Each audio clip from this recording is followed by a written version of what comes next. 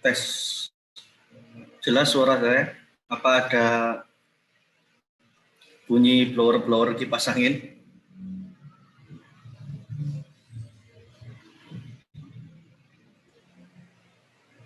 Tes. Iya, Ustaz. Apa jelas suara saya? Apa ada terganggu kipas angin? Ustaz. Bunyi kipas angin nggak ada ya? Nggak ada, Ustaz, aman, Ustaz. Buatan.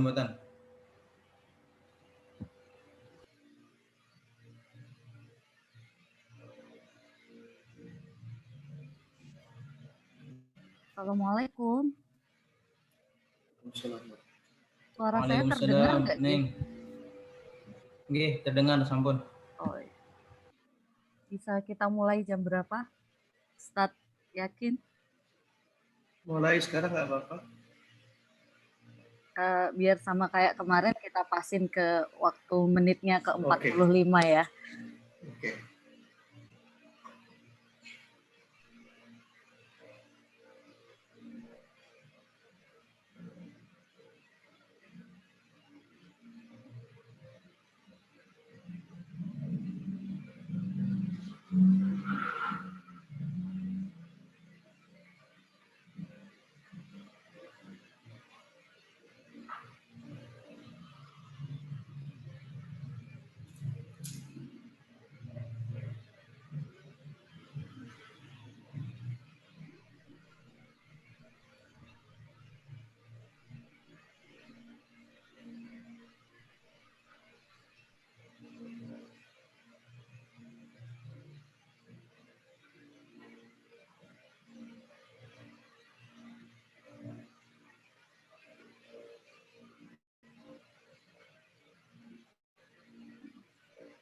Bisa kita mulai sekarang?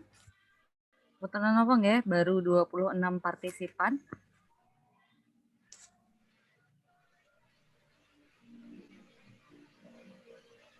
Assalamualaikum warahmatullahi wabarakatuh. Alhamdulillahirabbil alamin. Allahumma shalli ala sayyidina Muhammad miftahi babi rahmatillah adada ma fi ilmillah salatan wa salaman daimaini bidawami mulkillah wa ala alihi wa sahbihi. Alhamdulillahirabbil alamin. Pada minggu ini tanggal 16 Januari 2021, minggu kedua untuk ngaji kembali bareng Ustadz Ainul Yakin. Tadi baru di flyernya baru disebar sama Kang Mizan ya, agak sedikit mepet dan teman-teman banyak yang protes sebenarnya dari pada tanya dari kemarin sebenarnya kok nggak ada kajian lagi Hil, seperti itu. Jadi ini minggu kedua untuk tetap kajian kitab yang sama, masih dengan tema yang sama, menjadi wali karena dalam tanda kutip takut istri part kedua ya Ustadz ya. Suara saya terdengar? Ya, benar. Oke. Dan sebenarnya banyak sekali permintaan dari teman-teman di grup maupun yang japri ke saya untuk menanyakan minta PDF kitabnya atau hanya sekedar di-scan dan di-share karena teman-teman juga tidak hanya ingin menjelaskan tapi juga ingin menyimak kitabnya seperti itu. Ustadz mungkin nanti bisa didiskusikan dengan Kang Mizan, bisa di-scan kitabnya untuk kajian minggu depan, jadi teman-teman juga bisa menyimak, tidak hanya mendengarkan seperti itu, nggih Ustadz nggih. Nah, sebelum Ustadz Ainul Yakin menjelaskan di part kedua ini, tadi sempat ini nih, dapat screenshotan dari salah satu teman. Jadi dia screenshot dari status Instastory-nya Laura Ismail El-Khalili, ada yang nanya ke beliau nih, sedikit ada hubungannya dengan kajian malam ini Ustadz. Kenapa para aulia rata-rata istrinya galak gitu? Ada pertanyaannya seperti itu. Lalu dijawab sama Laura Ismail El-Khalili, Syekh Ali Khawas berkata bahwa banyak sekali para wali yang memiliki istri yang galak dan suka menyakiti hati baik dengan lisan mereka atau perbuatan buruk mereka. Bisa jadi sebagai ujian pangkat kewalian mereka? Atau mereka rela menanggung beban itu agar mereka merasakan derita punya istri galak? Seperti itu Ustadz. Mungkin ini bisa dijelaskan nanti ditambahin sama Ustadz Ainul Yakin pada kajian malam ini. Monggo Ustadz. Assalamualaikum warahmatullahi wabarakatuh. Bismillah, alhamdulillah. Wassalatu wassalamu ala rasulillah wa alihi wa sahbihi wa mawalah. Wa la hawla wa la quwata illa billah, amma ba'd. Allahumma ja'al ayyamana ayyama rasulillah wa layalana layala rasulillah. Allahumma ja'al subhana subhas salihin wa masa'al masa'as salihin wa alhamdulillah salihin. Allahumma inna nas'aluka 'ilman la yunsa 'ilman nafi'an barakan fik. Allahumma faqihna fid din wa 'allimna at-ta'wil. Allahumma arina al-haqqa haqqan warzuqna ittiba'ah wa arina al-batila batilan warzuqna ijtinabah. Allahumma ij'alna mimman yastami'una al-qawla fayattabi'una ahsanah. Wa sallallahu ala nabiyyina Muhammad wa ala alihi wa sahbihi wasallam. Alhamdulillahi rabbil alamin. Al-Fatihah.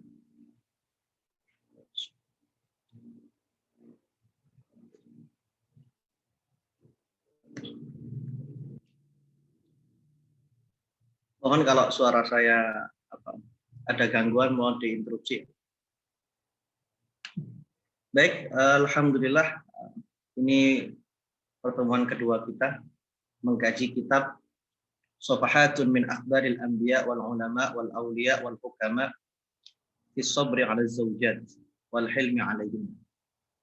Kisah-kisah para ulama, para nabi, para wali yang mana mereka bersabar dan mereka cool sekali dalam menghadapi istri-istri mereka. Sebentar ya, saya mau live IG ya, saya lupa. Karena ada yang nggak punya nomor saya sehingga mereka di IG. Mohon maaf, sebentar. Oke, monggo Ustadz. Untuk kawan-kawan partisipan nanti yang mau mengajukan pertanyaan kepada Ustadz bisa langsung di kolom chat ya. Dan teman-teman yang belum menyaksikan kajian minggu lalu bisa dilihat di YouTube-nya yang belum sempat bergabung. Nanti langsung chat yang mau mengajukan pertanyaan langsung chat di kolom chat aja. Mungkin malam ini bisa 3 orang penanya. Terima kasih. Monggo Ustadz. Baik, meneruskan kajian kitab ini. Dan memang kitab ini masih belum ada PDF-nya ya. Berkali-kali teman-teman saya yang juga muttali' al-kutub, dia senang baca, tanya-tanya ke saya, alumni Lirboyo, PDF-nya kirim. Saya bilang saya belum punya PDF-nya. Jadi sehingga ya belum bisa sebar. Dan untuk scan mungkin untuk minggu depan ya, karena waktunya tadi waktunya sangat mepet sekali tadi permintaan dari salah satu teman kita dan disampaikan ke saya tadi juga agak mepet waktunya. Sekarang kita membahas tentang mulai bab pertama ya. Kemarin kan masih muqaddimah dan begitu seru sekali muqaddimah. Sekarang kita mulai bahas yang pertama tentang mahasinul hilmi 'ala zaujah. Jadi keindahan-keindahan yang tampak ketika menghadapi istri itu dengan sifat yang kalem, dengan sikap yang cool gitu. Bahasa kita seperti itu. Di sini Syekh Yusuf mencoba mengingat-ingat dan selalu ingat kata beliau, lazaltu adzkuru dzakal yaum. Saya akan selalu mengingat hari itu. Alladzi sa'altu fihi ba'd asy-syabab mimman darasa fil jami'ah wa kana yas'a li zawat min dadiddin. Saya selalu ingat ketika saya bertanya kepada salah seorang mahasiswa. Dan saat itu mahasiswa itu senang sekali dan ingin sekali menikah dengan perempuan yang mempunyai agama yang bagus sekali. Apa pertanyaan Syekh? Syekh menanya, "Madza tasna' law anna zaujataka sabbatka yauman?" Bagaimana kalau misalnya kamu punya istri? Oke lah, kamu pengen istri yang ahli agama, istri yang soleha dan lain sebagainya. Misalnya suatu ketika istrimu itu mencelamu. Apa menurutmu? Bagaimana sikapmu? Apa kata mereka? Kata Syekh, illa karamati. Wah, nggak bisa saya kalau bahasa Jawanya nggak bisa saya dietrek-etrek, dilecehkan istri saya nggak bisa. Karena apa? Wibawa saya hancur lah. Kemuliaan saya, wibawa saya, wah, bagaimana masa laki-laki harus merendah di hadapan istri dan lain sebagainya. Itu jawaban umumnya. Umumnya seperti itu. Bahkan saya pun di awal-awal pernikahan, bahkan masih sampai sekarang saya masih ya. Makanya saya ngaji ini itu tujuan saya juga kita sama-sama bareng mendandani ya. Memperbaiki lah hubungan kita dengan istri, hubungan kita dengan suami, sehingga tidak terjadi hal-hal yang tidak diinginkan oleh kita semua, yaitu perceraian. Jangan sampai kemudian beranggapan karena mentang-mentang suami, mentang-mentang laki-laki, sehingga wibawaan ini harus jauh lebih mulia di atas istri. Yang di atas istri itu adalah apa ayatnya? Ar-rijalu qawwamuna 'alan nisa. Jadi yang di atas istri, jadi laki-laki itu maksudnya di atas istri itu apa? Tanggung jawabnya di atas istri. Yang melebihi istri itu tanggung jawab. Adapun nanti kesabaran, adapun nanti bagaimana saling bersama-sama dalam mengarungi rumah tangga itu, saling bawa membaru, maka ini tidak ada perbedaan sebetulnya. Itu yang diceritakan oleh Syekh. Kebanyakan mahasiswa-mahasiswa itu ketika ingin menikah, justru malah mereka itu jawabannya seperti itu. Kalau misalnya istrimu mencelamu, wah ya nggak terima saya, nggak terima saya. Masa saya dicela, masa laki-laki dihina dan lain sebagainya. Padahal di sini disebutkan, fa inna hajatal ummati ilal akhlaq al muhammadiyah wal makarim al mustafawiyah ka khuluqin al hilm. Jadi beda ya. Jadi sama-sama hak lam mim, tapi kalau bacanya al-hulmu dengan al-hilmu itu beda. Kalau al-hulmu itu mimpi ya. Mimpi, ahlam, mimpi. Kalau al-hilmu itu sifat yang aris, sifat yang kalem. Ya saya bahasakan kalem, cool. Inilah umat itu sekarang ini butuh sifat-sifat semacam ini. Ini sifat Nabi Muhammad yang mana al-hilm dia cool, was-sabr sabar, wal-af maafkan. Warifq, lutf, warahmah kasih sayang dan kelembutan.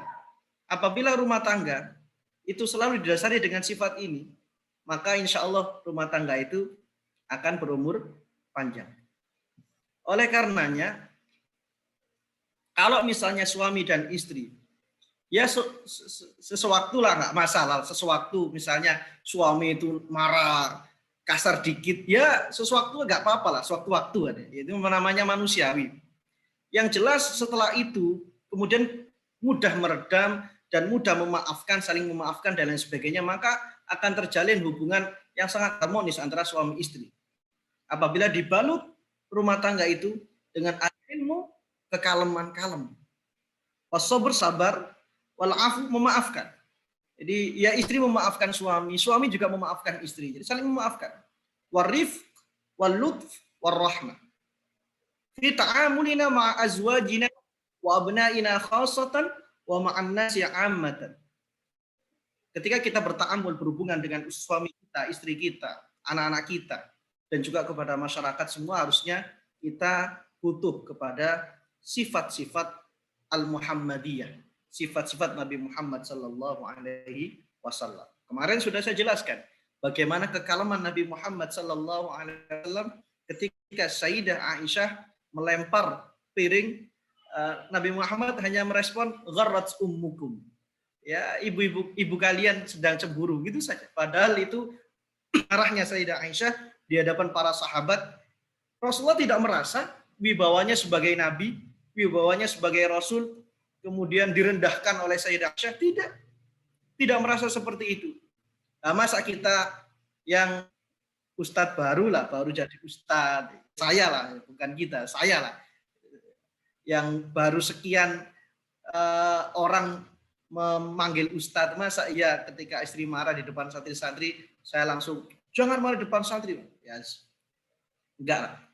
Karena memang kebanyakan kiai-kiai yang pondoknya itu besar, itu istrinya galak biasanya. Bunyanya galak.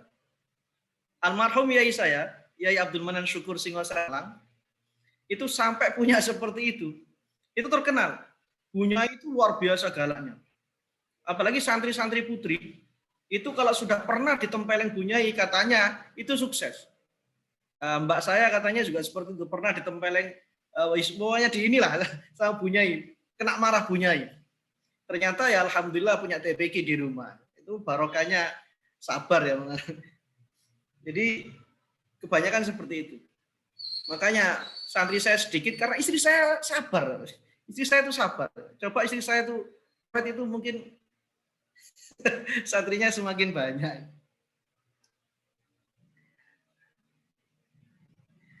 Ini penting juga. Walaisal hilmu ala zauja, bersikap kalem terhadap istri, wasab ala adaiha, sabar terhadap apapun yang sangat menjengkelkan dari istri itu,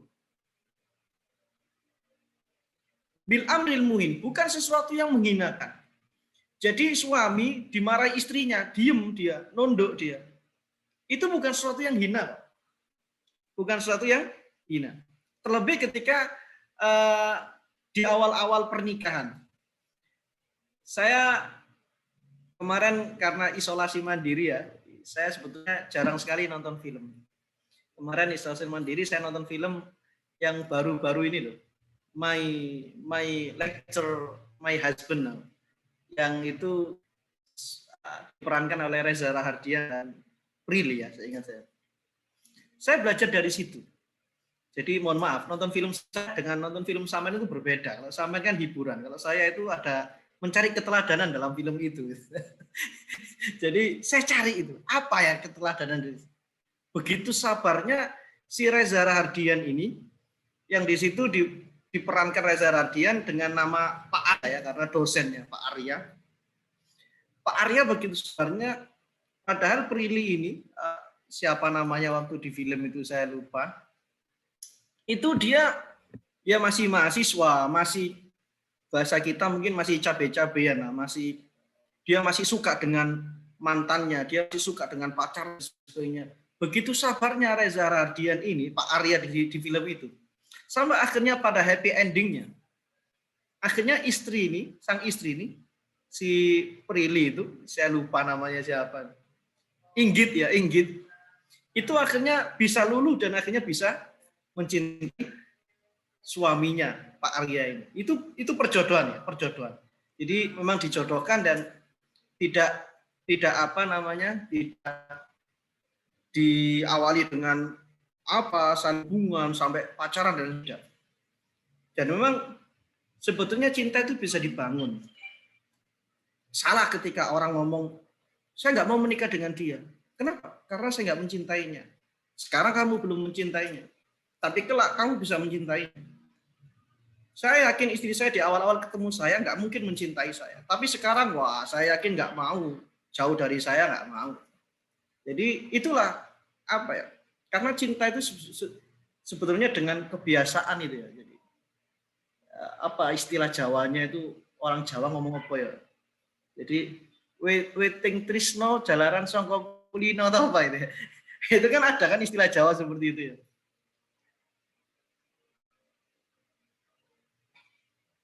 Jadi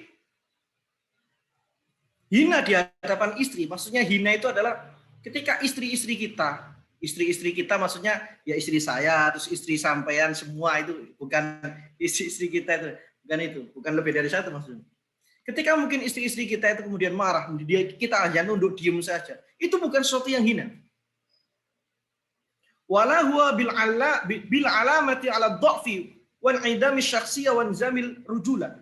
Bukan juga itu alamat atau tanda sebagai kelemahan. Wah, suami lemah ini. Kenapa? Istrinya marah-marah dia diam saja. Bukan, itu bukan sebuah tanda kelemahan. Dan itu juga bukan tanda kekalahan. Ingat, ketika istri kita atau suami kita marah-marah di depan kita, lalu kita diam, tidak membalasnya, itu bukan kekalahan. Tapi itu adalah mengalah. Apabila ada dua orang yang dia itu hidup, ya suami istri, pasti ini ada cekcok. Dan apabila tidak ada yang mengalah, pasti akan saling mengalahkan. Kalau sudah saling mengalahkan, terus saling mengalahkan, apa yang terjadi? Perseteruan. Perseteruan terus dibangun terus, maka apa yang terjadi? Perpisahan. Nggak ada yang mengalah soalnya. Coba dua tim sepak bola. Nah, besok ini ada MU sama Liverpool. MU ini kan tim saya ini. Besok jam 3 ini MU main. Karena nggak ada yang mengalah, maka apa yang terjadi? 90 menit plus injury time 5 menit, bahkan sampai ada yang 6 menit. Itu mereka terus bertarung. Karena apa? Karena tidak ada yang mengalah. Ingat bahwasanya rumah tangga itu dibangun dan diciptakan bukan berasaskan seperti pertandingan bola atau pertandingan tinju atau pertandingan apa itu yang gulat itu, bukan seperti itu. Jadi mengalah kepada istri, ketika istri marah-marah terus kita diem saja, itu bukan sebuah kekalahan. Laki-laki kok kalah? Tidak. Itu mengalah. Saya pernah dinasehati.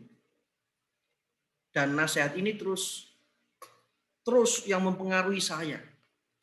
Dan ketika saya membaca kitab ini, saya sadar bahwasanya nasihat itu tidak seluruhnya benar. Ketika awal pernikahan itu saya dinasehati oleh orang.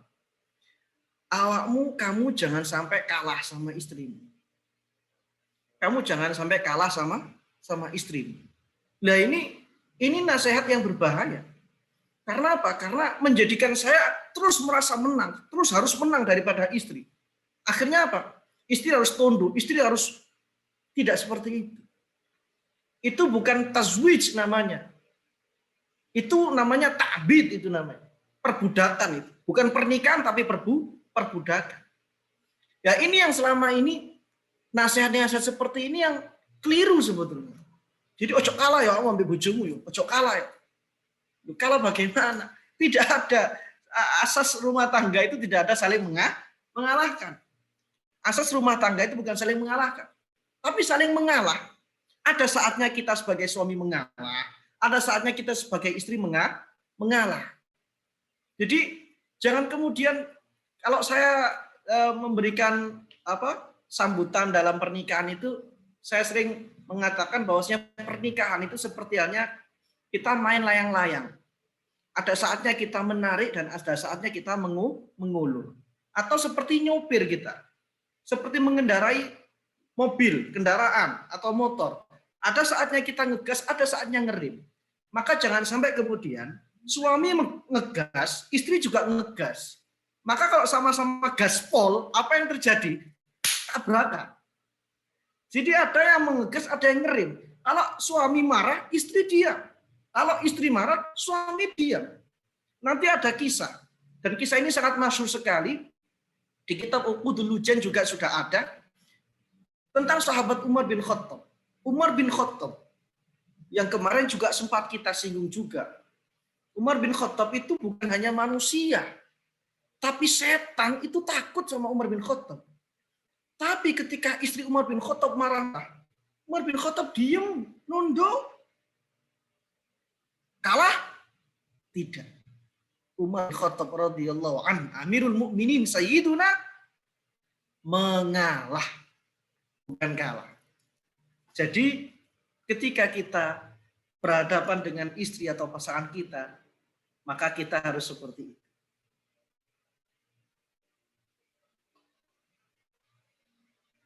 Kama yang taqiduhu ba'dul jahilin. Nah ini, orang-orang yang bodoh akan meyakini bahwasanya jangan sampai suami itu kalah dengan istri. Harus kamu di atas istrimu, harus kamu di atas istrimu, harus kamu lebih mulia daripada istrimu. Tidak. Maka itu laki-laki itu bukan tazwij, pernikahan, tapi ta'bid, perbudakan. Bal huwa min akhlaqi a'lami hadhil ummah. Mengalah kepada istri, dicaci maki oleh istrinya, dia diam saja, mengalah, nunduk, hina di hadapan istrinya, itu adalah akhlak a'lami hadhil ummah. Merupakan ciri-ciri akhlak orang-orang hebat umat. Wa alamatun 'alal fiqhi was siyadah.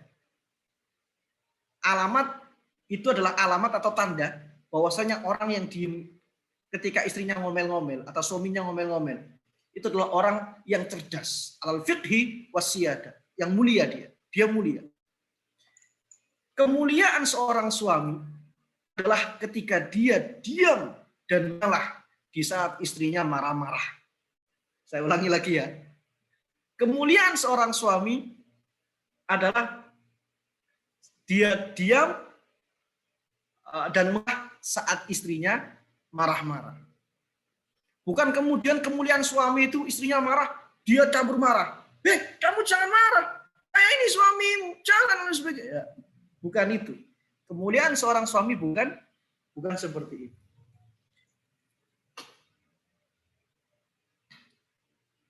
Qala Ali bin Hasan rahimahullah, Imam Ali bin Hasan rahimahullah mengatakan, yuqalu as-su'dud as-sa'ladh-dhulli. Jadi kemuliaan itu adalah dia sabar terhadap kehinaan. Jadi kalau misalnya dia dihina lalu dia sabar, dia itu mulia. Itulah kemuliaan sejatinya. Jadi kemuliaan itu bukan petenteng-petenteng perkasa, bukan menguasai, bukan mendangak-dangak seperti ini, bukan seperti itu. Justru ketika kita dihina oleh orang lain, kita bersabar, itulah kemuliaan. Dzakal karam, itulah kemuliaan. Jadi orang yang mulia adalah orang dia bersabar terhadap kehinaan atau penghinaan. Jadi orang yang mulia adalah atau kemuliaan adalah kesabaran terhadap penghinaan. Jadi kalau misalnya kita dihina lalu kita sabar, itulah kemuliaan. Wa qila li Isa ibnu Talha ibnu Ubaidillah wa kana rahimahullah haliman. Isa bin Talha bin Ubaidillah ditanya, "Mal hilmu?" Apa hilm itu? Azul. Hilm itu al-hilm ya, kebijaksanaan atau diartikan kekalaman, sabar. Itu apa? Ya azul, ya kehinaan.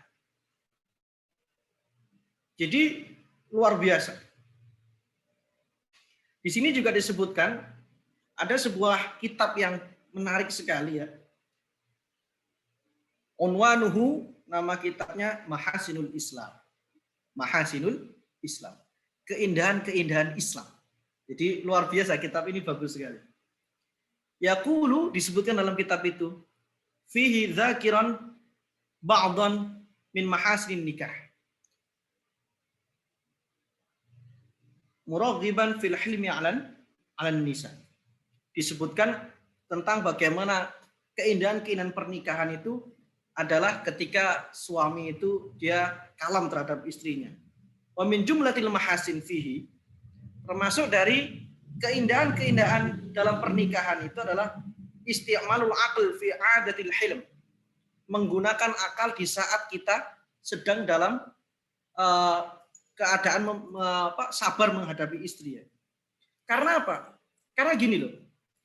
Laki-laki itu harus lebih sabar daripada perempuan. Kenapa? Karena laki-laki itu yang main ininya, benar? Laki-laki itu yang main ininya, akalnya. Sedangkan perempuan yang main ininya, perasaannya, bukan ininya. Makanya ketika perempuan itu sering sekali ngomel, sering cerewet, sering sekali mungkin marah-marah ke suaminya, itu memang lumrahnya seperti itu. Tabiatnya seperti itu. Karena apa? Perempuan gunakan ini. Gak cocok dikit langsung. Gak cocok dikit langsung. Karena pakai ini. Gak pakai ini perempuan. Sedangkan laki-laki pakai ini. Nah, kalau pakai ini itu koneknya dengan kesabaran. Makanya orang yang sabar, itu berarti dia cerdas. Orang yang cerdas itu dia sabar. Kalau orang temperamen, marahan, berarti dia itu nggak cerdas sebetulnya. Karena apa? Otaknya ini nggak sering dipakai. Makanya disebutkan fa innas sifaha. fin nisa'i ghalibun. Karena sifah itu apa? Saya qulu sufaha, safihun, sufahaun. Itu sampean baca dalam kamus-kamus Arab ya, bukan Arab Indonesia. Kalau Arab Indonesia artinya bodoh. Kalau Arab itu artinya khifatul aql. Jadi sifah itu adalah khifatul aql. Apa khifatul aql itu? Khafif, apa namanya? Enteng ya. Jadi otaknya itu enteng. Jadi disebutkan sifah itu otaknya enteng. Maksudnya apa? Dia nggak sering menggunakan akalnya. Itu sifah. Dan perempuan itu kebanyakan seperti itu. Tabiatnya memang seperti itu perempuan. Maka perempuan yang dia sering mencercah suaminya, marah-marah dan lain sebagainya, yang dia tidak menggunakan ininya, tapi menggunakan rasanya, sehingga mereka melakukan seperti itu, maka harus dihadapi dengan kekaleman, dengan menggunakan otak.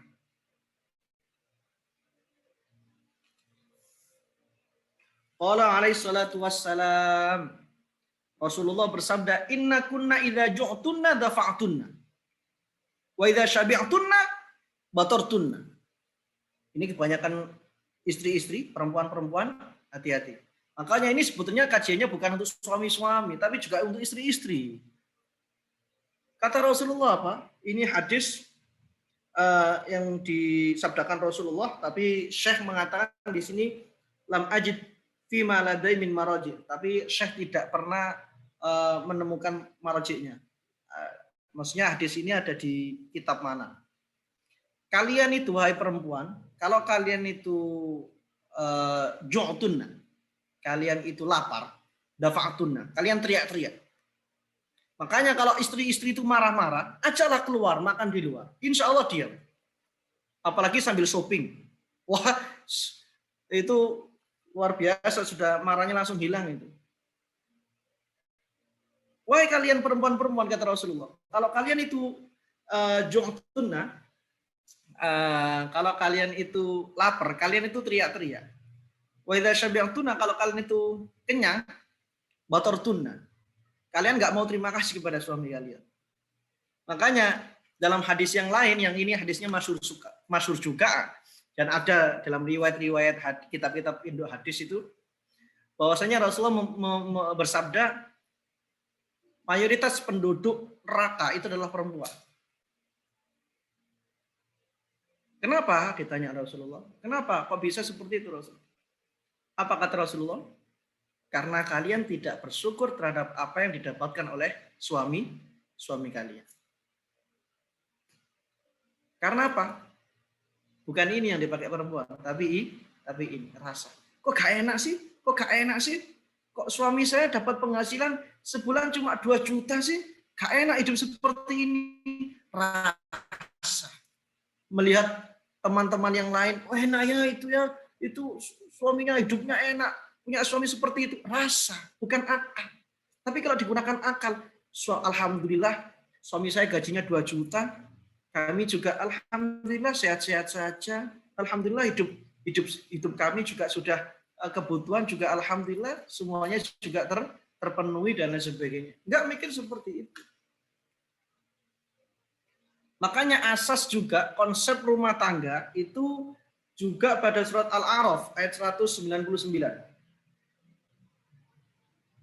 Ini luar biasa. Syekh menghadirkan ayat ini untuk asas dalam rumah tangga, khudil afwa wa'mur bil urfi wa'rid 'anil jahilin. Jadi ada 3. Asas rumah tangga kata Syekh dalam surat Al-A'raf ayat 199 ini, 1, saling memaafkan. Yang kedua, saling mengajak kepada kebaikan. Yang ketiga, wa'rid 'anil jahilin.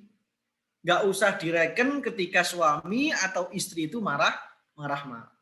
Maksudnya nggak usah direken itu apa? Nggak usah ditimpali, nggak usah ditanggepi, nggak usah tambah. Ayo kamu ngomong apa? Volumenya 7, maka saya balas dengan 9. Kamu kata-katanya 5, maka saya balas dengan kata-kata 10. Tidak seperti itu. Maka ada 3 asas dalam kehidupan berumah tangga yang dikutip dari surat Al-A'raf ayat 199, khudil afwa wa'mur bil 'urfi wa'rid 'anil jahilin. Yang pertama, saling memaafkan, saling mengalah. Yang kedua, saling memotivasi untuk melakukan kebaikan, untuk perbaikan. Yang ketiga, tidak menimpali atau tidak wa'rid 'anil jahilin, sudah gak usah direken ketika saling marah. Jadi kalau misalnya suami marah, ya sudah diem saja. Alah, marah paling nanti hanya apa? Nggak mungkin lama-lama nggak bisa nyapa pada saya. Istri juga seperti itu, ketika istri marah-marah, ya suami ya sudahlah, paling nanti juga nyapa. Makanya suami istri itu gini ya. Saya kadang setuju dengan ungkapan salah seorang kiai itu. Saya termasuk suami yang lebih setuju istri ada di rumah. Mohon maaf. Saya tidak kemudian mengharamkan, tidak. Kenapa? Agar istri itu mempunyai ikatan merasa butuh kepada saya. Salah satu tingkat banyaknya perceraian itu adalah karena banyaknya sekarang ini wanita-wanita yang mandiri yang merasa akhirnya mereka tidak butuh kepada suaminya. Kamu ceraikan saya lo nggak masalah, hidup saya sudah enak kok. Saya punya uang kok, saya punya ini dan lain sebagainya. Dagangan saya luar biasa. Sudah sana saja, saya nggak butuh kamu. Ini yang mengucapkan bukan saya, tapi yang mengucapkan guru saya, yang insya Allah juga ini seperti Mizan Munir ini juga kenal, yaitu Ustadz Nur Khalis. Jadi Ustadz Nur Khalis salah satu kiai muda Surabaya, beliau juga di MUI 3 tahun lalu itu jadi narasumber di pondok sebagai murid Nabi ya. Beliau menyampaikan seperti itu. Saya pikir-pikir ada benarnya juga. Karena apa? Karena wanita ini semakin nggak butuh dengan suaminya akhirnya. Suami juga begitu. Jangan sampai suami-suami sampean ini nggak butuh dengan sampean. Ini juga bahaya. Karena apa? Kalau sudah tidak ada saling membutuhkan satu sama lain, ketika ada sebuah masalah, akhirnya nggak nyapanya itu lama. Tapi kalau saling membutuhkan satu sama lain, erat gini, ketika renggang, maka akan cepat eratnya. Nah, ini asas juga seperti itu, teman-teman. Maka ayolah kita saling membutuhkan. Buat bagaimana istri-istri kita ini membutuhkan kepada kita. Buat bagaimana suami-suami sampean membutuhkan kepada sampean. Seakan-akan kalau satu hari saja nggak lihat itu nggak enak. Satu hari saja itu nggak enak. Jadi misalnya di sini ada mbak-mbak yang berkarir juga, mencari uang, atau dagang online dan lain sebagainya, ya nggak masalah. Tapi jangan sampai itu dijadikan kemudian sebuah kemandirian yang berdampak negatif. Ini yang tidak diperbolehkan. Ini yang kurang bagus. Akhirnya apa? Akhirnya itu tadi. Merasa dia sudah punya harta, merasa nggak butuh dengan suaminya, sudahlah, kamu ceraikan saya, nggak masalah. Akhirnya itu mudahnya cepat percerai, kemudian dan tingkat perceraian sekarang semakin tinggi, salah satunya dari situ.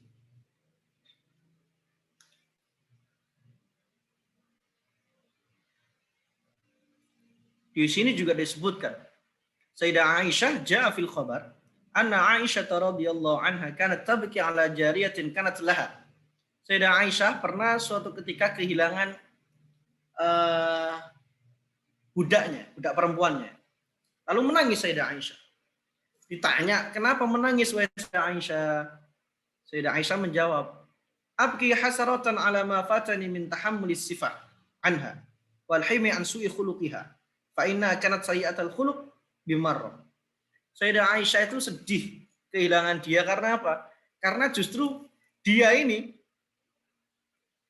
kerjanya nggak bener, akhlaknya nggak bener, itu membawa sebuah kesabaran kepada Sayyidah Aisyah. Makanya sampean-sampean kalau misalnya punya teman yang menjengkelkan, itu pertahankan.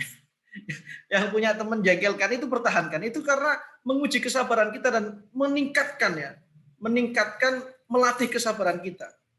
Ada teman yang dia setiap makan nggak mau bayar. Ada teman yang setiap ngopi dia etok-etok atau pura-pura dia itu susah mengeluarkan uang atau paling terakhir mengeluarkan uang dan sebagainya. Itu ada itu. Model gitu itu ada itu.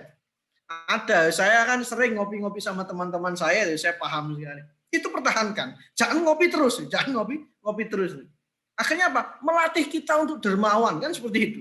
Wah ini pasti, waduh lah arah iki melok pasti gak ngelam bayar ini. Akhirnya apa? Kita keluar uang banyak. Jadi teman-teman yang menjengkelkan itu harus dipelihara, harus dipelihara karena itu membuat positif bagi kita, berdampak positif bagi kita karena itu tadi kita akan semakin sabar, kita akan semakin dermawan, kita akan semakin kasihan dan lain sebagainya. Ini juga sangat menarik sekali. Ada kalimat-kalimat seperti ini. Man lam yatahammal 'ala safih fa huwa safih. Siapa yang dia tidak tahan menghadapi orang yang dia itu berakhlak buruk, maka dialah juga orang yang berakhlak buruk. Jadi kalau misalnya sampean punya teman yang menjengkelkan, lalu sampean nggak sabar, berarti sampean juga menjengkelkan. Berarti kalau punya istri yang marah-marah, sampean nggak sabar, berarti sampean sebetulnya marah-marah juga itu. Jadi paham ya? Jadi semacam itu sebetulnya. Di sini juga disebutkan.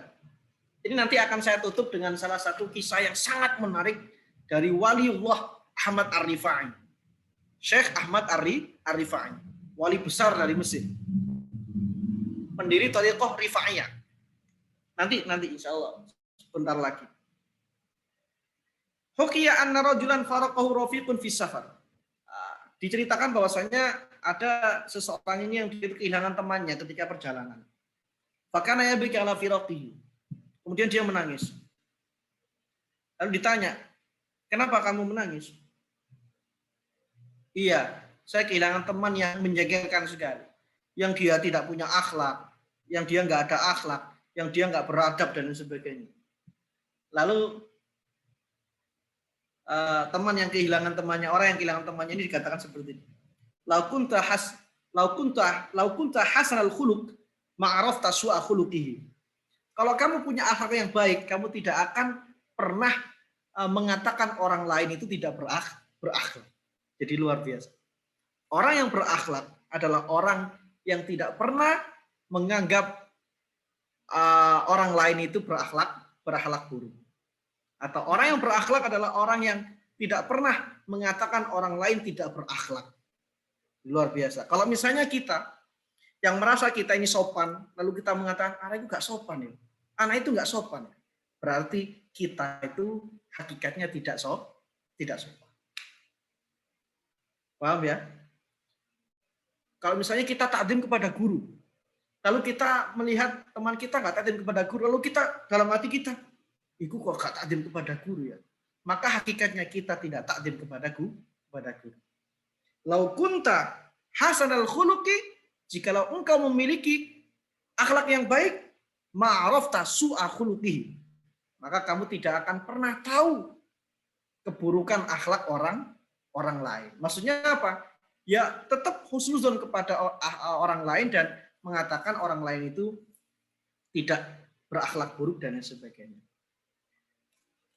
Terakhir, saya tutup, tadi saya katakan, saya tutup dengan satu kisah, yang mana satu kisahnya lagi nanti saya simpan untuk pertemuan yang akan datang. Bagaimana salah seorang waliullah, yaitu Syekh Ahmad Ar-Rifai, qaddasallahu sirrah, ini terkenal sekali ya, sampean kalau ngomong tentang tasawuf atau tentang thariqah itu pasti ada Syekh Ahmad Ar-Rifai. Qala al-'allama al-Hambali Muhammad ibnu Yahya at-Tadifi fi kitab Qala'idil Jawahir.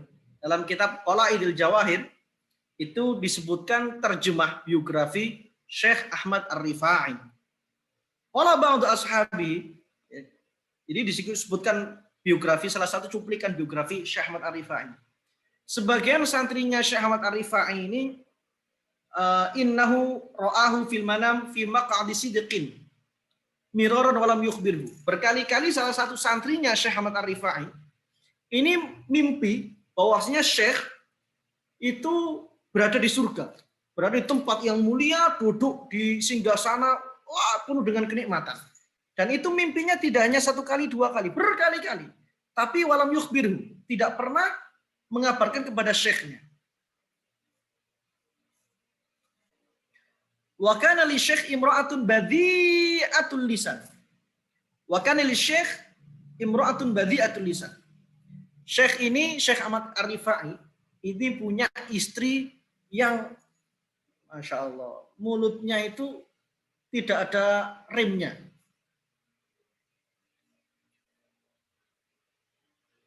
Tusfihu alaihi wa tu'dhihi. Sering sekali mencela, memarahi, melukai hati Syekh. Fadakhala alaihi alladhi ra'au fi maq'adi sidqin yauman. Suatu ketika santri yang sering mimpi Syekh Ahmad Ar-Rifai ada di surga, itu masuk ke rumahnya Syekh. Fawajada biyadi imra'atihi mihrakal at-tanur. Dia melihat istrinya itu membawa mihrakat tanur. Mihrak itu kayu yang buat ini loh. Yang buat geser-geser kompor. Kompor zaman dulu kan nggak seperti sekarang ya gas ya. Kompor zaman dulu kan ada kayu bakarnya. Nah, kan kayu bakar kalau nggak tepat, nggak pas itu kan digeser-geser sama kayu lain. Nah, kayu ini kan otomatis kan ada arangnya, ada apinya, dan apa namanya, hitam kan tentunya kan.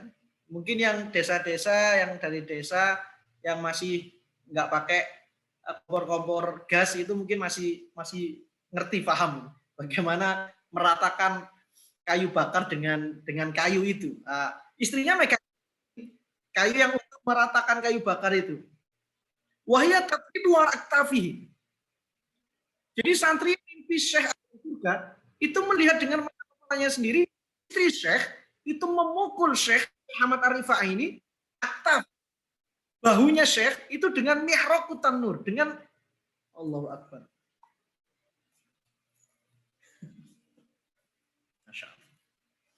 Dengan kayu yang untuk ini kayu bakar itu. Faswadda thawbuhu wa huwa sakit. Maka tentunya ada bekas hitam di sini. Wa huwa sakitun. Syekh Ahmad Ar-Rifai diem saja. Fanza'ajar rajul wa kharaja min 'indi. Lalu merasa nggak cocok. Santrinya ini melihat kondisi seperti itu. Bagaimana Pak Yai kok digitukan sama punya? Akhirnya kumpul sama santri-santri yang lain. Akhirnya ngerasani kiainya. Ya qom. Yajri ala syekh min hadhil mar'ah. Hadha wa antum sukutun. Kalian diem saja. Syekh itu dipukul sama istrinya.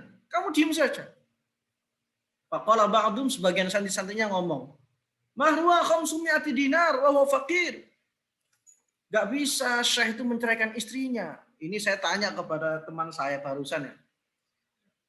Saya tanya kepada teman yang menjadi hakim sekarang.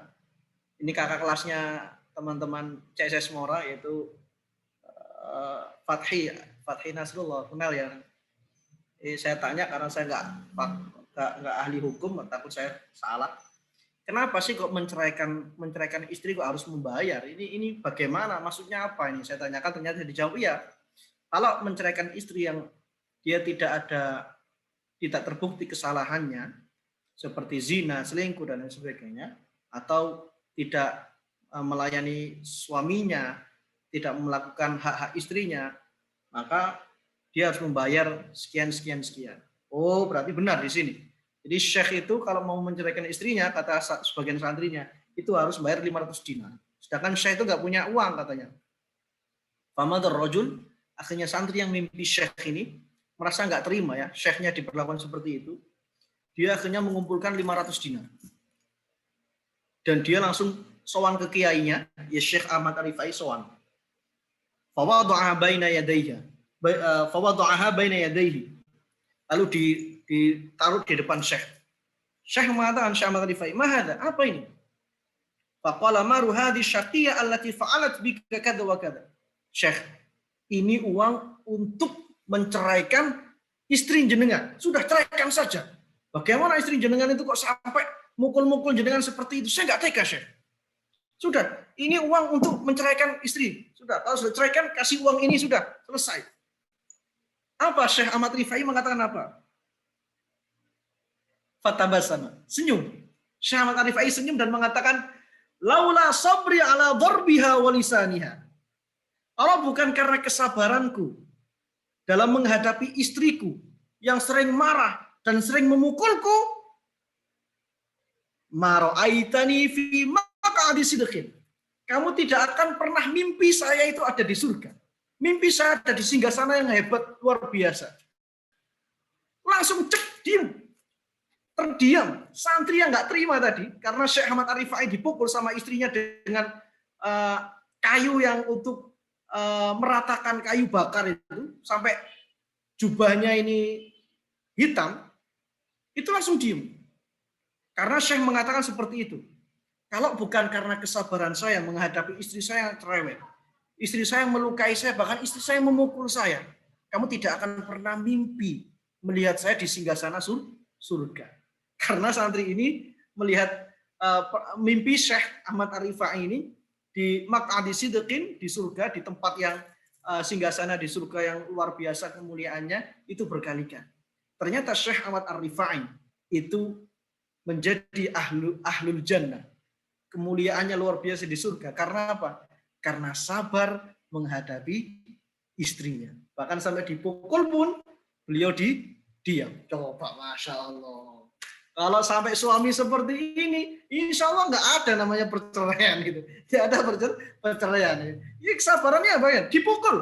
Kita saja nggak dimasak notok, nggak kayak kopi, marah-marah dan lain sebagainya gitu. Ya kan? Kadang nggak cocok dikit loh, marah-marah. Saya seperti itu saya. Makanya saya membaca, ya Allah, malu saya sama Syekh Ahmad Rifai ini. Ya Allah, sampai segitunya. Maka inilah teladan yang harus kita teladani. Lagi-lagi kajian malam minggu kita ini bertujuan untuk bagaimana kita saling memahami, dan tujuan utama saya meminimalisir perpisahan-perpisahan antara suami dan istri. Saya kira seperti itu dari saya. Mohon maaf kalau ada pertanyaan, monggo saya kembalikan ke moderator. Alhamdulillahirrabbilalamin. Terima kasih Ustadz, penjelasannya sangat luar biasa dan banyak kata-kata bagus yang bisa kita ambil hikmahnya. Banyak kesindir saya Ustadz. Jadi langsung aja ya biar nggak kemalaman. Ada satu pertanyaan dari Sulaiman Hamdani. Ustadz, bagaimana pandangan Ustadz ketika tadi Ustadz mengatakan bahwa istri kalau tidak manut ceraikan saja. Jangan sampai merusak muruah laki-laki sebagai pemimpin rumah tangga. Cari yang lain saja, perempuan kan banyak di luar sana. Seperti itu Ustadz. Itu ucapan saya. Orang lain banyak yang mengatakan kayak gitu maksudnya. Oh iya, ya itu tadi. Itu adalah kata-kata atau sesuatu yang difahami oleh orang-orang yang bodoh sebetulnya. Orang yang nggak ngerti tentang ilmu. Orang yang nggak ngerti tentang agama. Orang-orang yang tidak ngerti tentang bagaimana dalam menjalani rumah tangga. Jangan gini loh ya. Kita ini kan dalam rumah tangga saling bang. Saling. Bukan satu arah ya. Kita dua arah. Saling. Kita saling. Maka kalau saling itu ya harus dua arah. Jangan kemudian satu arah. Jangan kemudian sudah kalau nggak cocok, sudah saya cerai, saya nikah lagi dengan yang lain dan sebagainya. Itu kan satu arah. Ingat bahwasanya istri itu juga orang yang sama dengan kita. Dia punya perasaan, dia punya jiwa, dia punya pikiran, dia sama dengan kita. Terlebih kalau kita sudah punya anak, maka tanggung jawab seorang suami itu besar sebetulnya. Makanya sampai-sampai Rasulullah itu, andaikan aku diperbolehkan memerintahkan sujud manusia kepada manusia, saya akan memerintahkan istri sujud kepada suaminya. Karena apa? Ada banyak nyawa yang harus dijaga oleh seorang suami. Ada banyak hati yang harus dijaga oleh suami. Ada banyak pikiran yang harus dijaga oleh suami. Maka pemikiran-pemikiran atau pesan-pesan nasihat yang jangan sampai kalah dengan istrimu, jangan wah sudahlah kalau nggak ini ceraikan saja dan lain sebagainya. Itu kekeliruan. Meskipun dari orang tua. Meskipun dari orang tua. Jadi kalau minggu kemarin kita belajar bahwasanya bukan termasuk birrul walidain ketika orang tua itu memerintahkan untuk bercerai. Tentu itu ada ini ya. Ada jangan kemudian gini ya, jangan kemudian mengatakan sebuah perceraian itu akhirnya jelek dan lain sebagainya, stigma. Memang perceraian itu tidak bagus, tapi tidak kemudian jelek. Paham ya? Perceraian itu tidak bagus, tapi perceraian itu bukan jelek. Karena apa? Karena terkadang kita tidak, apakah kita bisa di posisi orang itu? Itu menjadi sebuah pertanyaan. Saya pernah dimintai pendapat. Jadi jamaah itu kan biasa kan, kadang ngadu antara ustadz dengan ustadz itu. Jadi saya pernah diberi minta saran. Bagaimana pendapat ustadz tentang ustadz A ini yang dia cerai dengan istrinya dan lain sebagainya. Saya katakan seperti ini, Pak, perceraian itu memang tidak baik. Tapi perceraian itu bukan sesuatu yang jelek. Karena apa? Jangan kemudian kita menjelek-jelekan orang yang bercerai hanya karena mereka tidak seperti kita. Jangan. Karena apa? Kita tidak tahu. Kalau misalnya kita di posisi mereka, bisa jadi mungkin kita berumah tangganya itu tidak selama mereka. Paham ya? Bisa jadi pasangan ini yang cerai ini 3 tahun. Kalau misalnya kita ngecek-ngecek mereka, bisa jadi kalau kita yang mengalaminya, punya istri seperti dia, bisa jadi nggak sampai 3 tahun. Boleh 3 bulan langsung cerai gitu. Jadi jangan. Jadi sudah punya masing-masing, kita saling percayalah.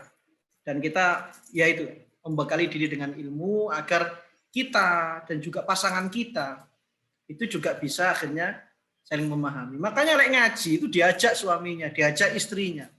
Apalagi ngaji tentang rumah tangga seperti ini. Biar nggak kita tok sing pinter, kita bisa memahami, tapi dia tidak bisa memahami. Nah, ini kan nggak saling akhirnya. Di sini istri saya juga ikut ngaji, agar apa? Ya kita saling gitu. Saling. Karena rumah tangga itu asasnya saling ya, saling. Kalau dalam sorof itu kan musyakalah itu kan ya. Musyakalah ya, saling ya. Ojo fi'ilnya yang bukan mufa'ala tapi fi'lun ya. Fa'ala yaf'ulu fa'alan ya, itu kan satu. Subjeknya satu. Tapi kan ini tidak. Rumah tangga tidak saling. Ya, jadi nggak kemudian kalah lah, tapi yang mengalah.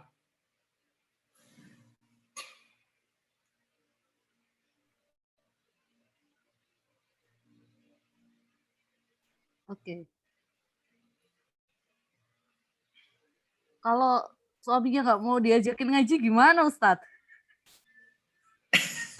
Diru'ya aja. Kita kan nggak bisa memaksakan kehendak juga, Ustadz. Ya inilah. Ya dengan cara-cara yang persuasif.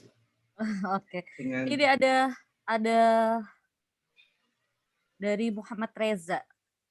Berarti istri pemarah yang menjadi sebab Syekh masuk surga. Ya. Ustadz bisa baca ini, saya kurang begitu paham dengan itu. Yang Muhammad Reza. Bentar, saya buka kolom komentar. Berarti istri pemarah yang menjadi sebab Syekh masuk surga. Masuk surga juga nggak ya Ustadz? Karena dia menjadi sebabnya. ya paham saya. Syekh Ahmad Hanifah itu kan masuk surga karena istrinya pemarah. Apakah istrinya itu masuk surga juga? Kan yang menyebabkan dia masuk surga istrinya itu. Bagus sekali pertanyaannya ini. Cerdas sekali pertanyaannya. Saya yakin insya Allah istri Syekh juga masuk surga. Karena apa? Karena bukan karena marahnya. Karena kesabaran Syekh. Jadi kesabaran Syekh itu tidak mengantarkan Syekh Ahmad Ar-Rifai saja yang masuk surga, tapi juga menyelamatkan istrinya dari neraka.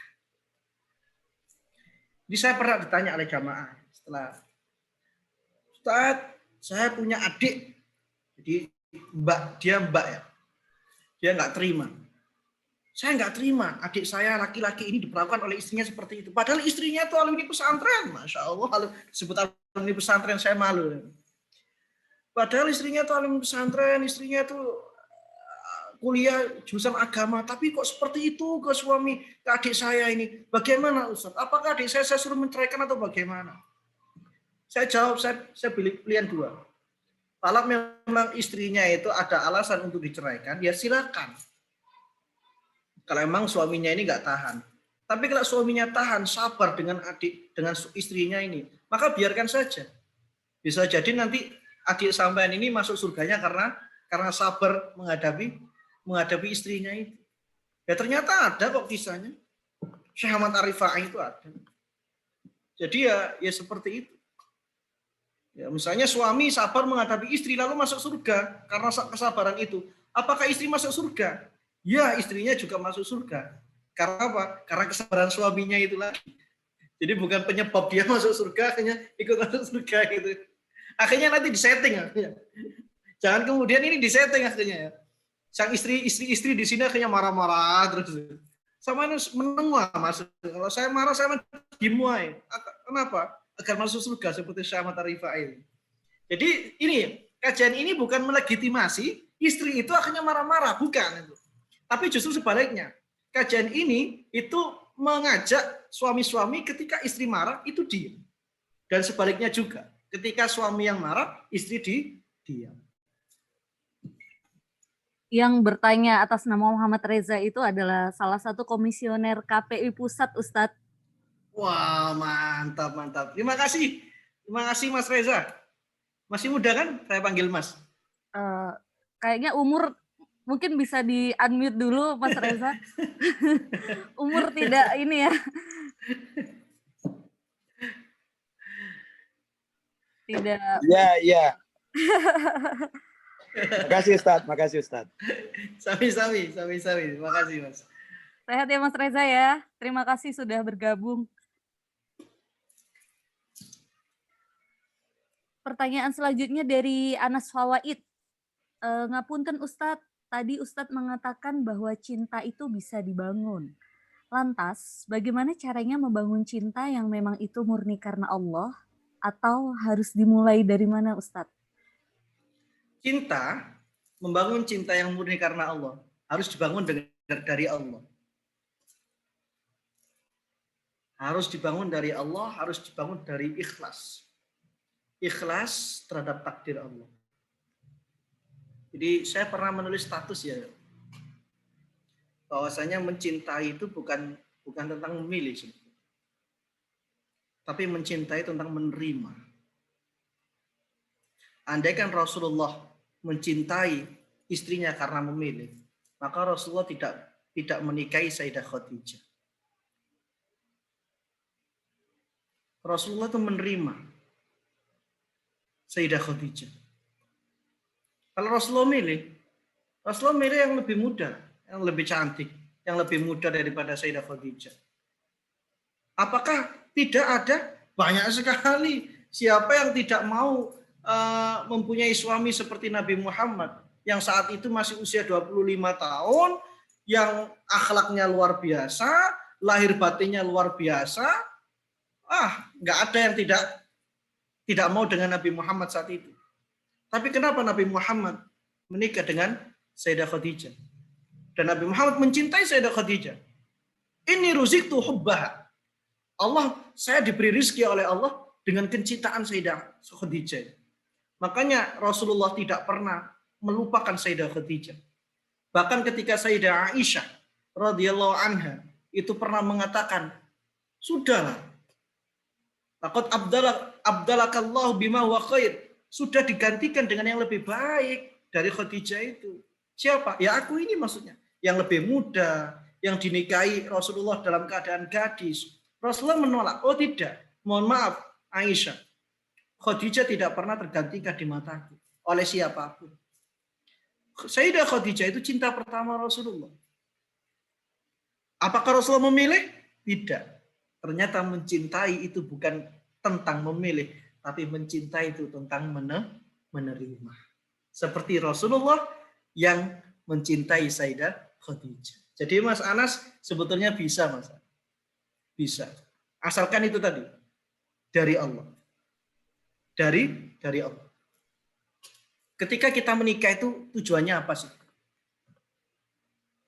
Kalau tujuan kita senang-senang, kalau tujuan kita adalah mempunyai istri yang cantik, berapa banyak orang yang mempunyai istri cantik cerai? Berapa banyak di luar sana? Coba, mohon maaf ya, ada artis dan lain sebagainya itu, dia ketika pacaran sampai 7 tahun, luar biasa. Itu dapat 1 mobil, 7 tahun. Tapi ketika nikah, ternyata nggak sampai 7 bulan sudah cerai. Kenapa? Karena nikahnya bukan dari Allah, bukan karena Allah. Maka kalau menginginkan cinta kita itu karena Allah, maka mulailah cinta itu dari Allah. Maka mintalah cinta itu kepada Allah. Karena Allah yang memiliki cinta, dan Allah akan bisa mengarahkan dan mengerahkan dan menggerakkan siapapun yang sudah Allah berikan cinta itu. Jadi nggak usah putus asa. Minta saja kepada Allah. Ya Allah, saya minta dia ya Allah. Ya Allah, saya minta dia ya Allah. Dan optimis kepada Allah. Karena Allah yang mempunyai hati. Ya muqallibal qulub, tsabbit qalbi ala dinik. Ojo ya muqallibal qulub, qallib qalbaha ilayya. Ya jangan sakhir qalbaha ilayya. Beda lagi itu doanya.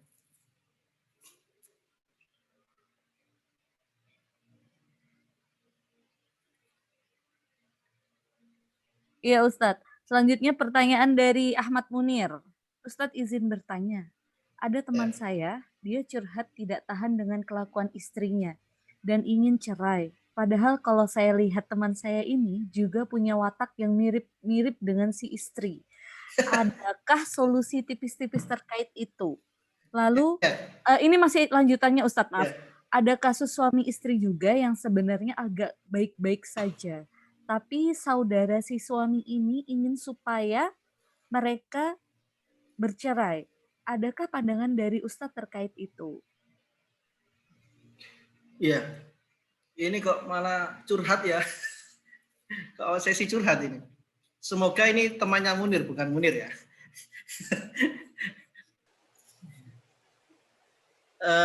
Begini, yaitu tadi tuh. Rumah tangga itu dibangun dengan asas saling. Nggak bisa. Terkadang itu, gini, terkadang suami istri itu punya watak yang sama.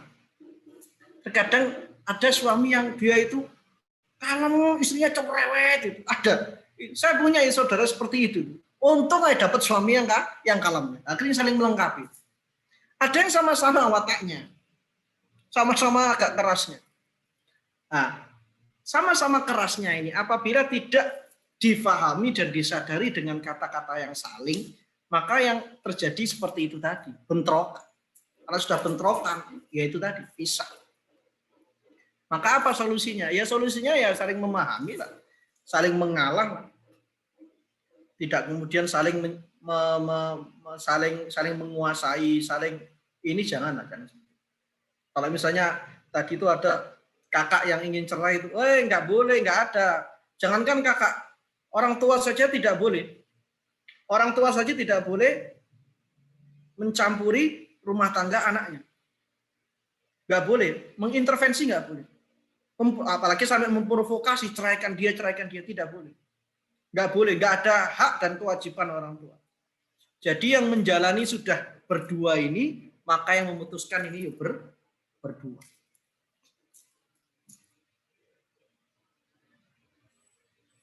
Satu pertanyaan lagi Ustadz, terakhir ya.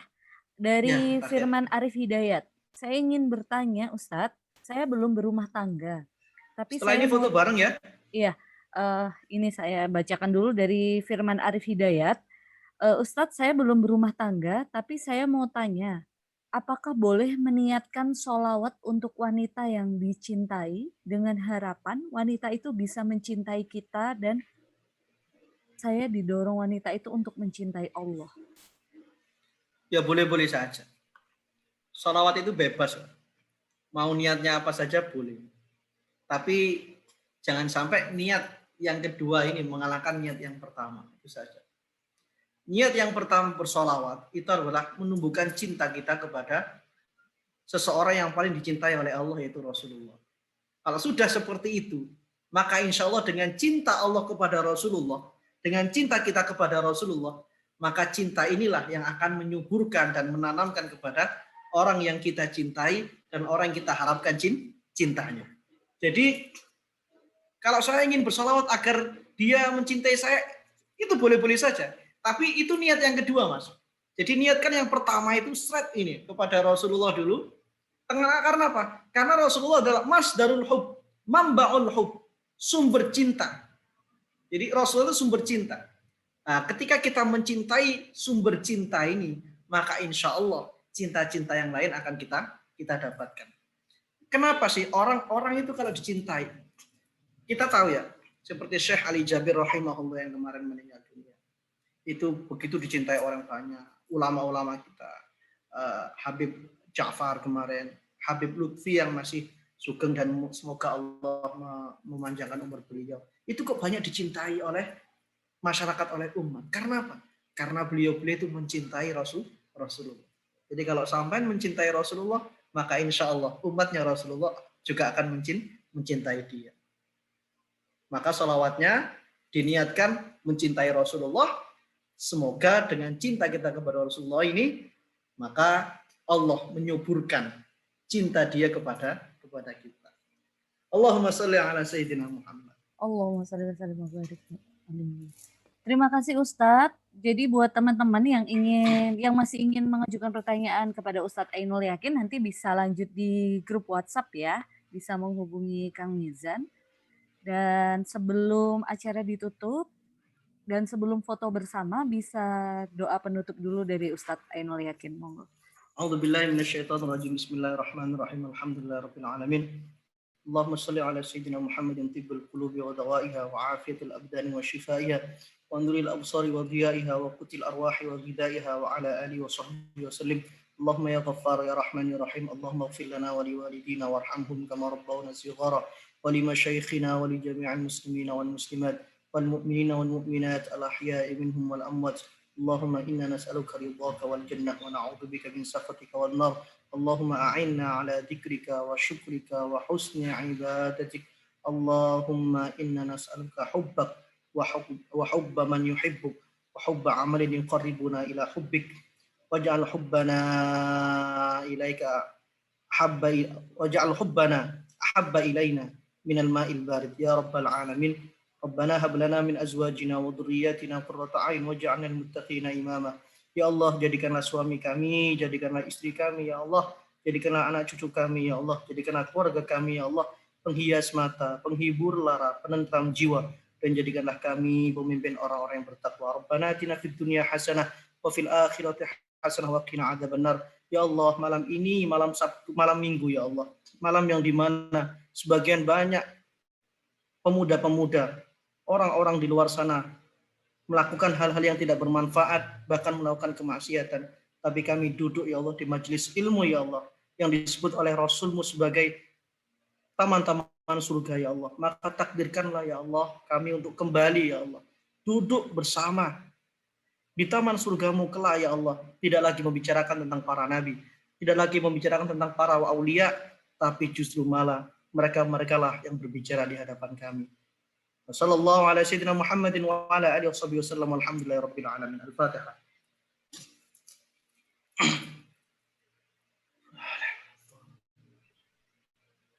Kang Mizan mungkin bisa memimpin foto bersamanya, monggo.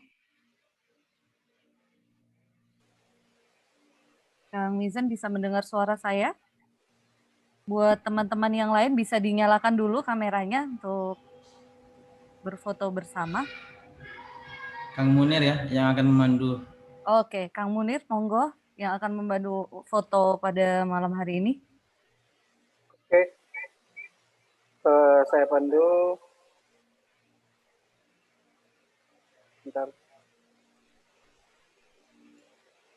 ini ada dua ini ya, dua slide. Oke, yang pertama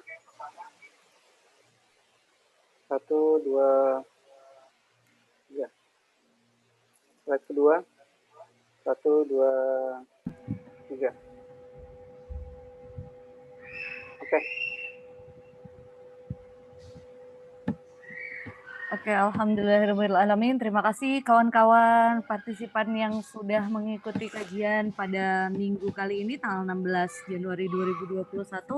Semoga kita semua selalu diberikan kesehatan, kelancaran dalam segala hal, dan insya Allah bertemu pada malam Ahad minggu depan. Malam Ahad tetap ya Kang ya? Ustadz yakin ya malam Ahad untuk minggu depan dalam keadaan yang jauh lebih baik dari sekarang. Terima kasih kami sampaikan juga kepada Ustadz Ainul Yakin, sangat bermanfaat sekali ilmu yang sudah dijelaskan pada malam hari ini. Akhirul kalam dari saya, apabila ada kata-kata yang kurang berkenan mohon dimaafkan. Wallahul muwaffiq ila aqwamit thoriq. Wassalamualaikum warahmatullahi wabarakatuh. Waalaikumsalam warahmatullahi wabarakatuh. Untuk nuwun Ustaz, untuk nuwun ning Lia.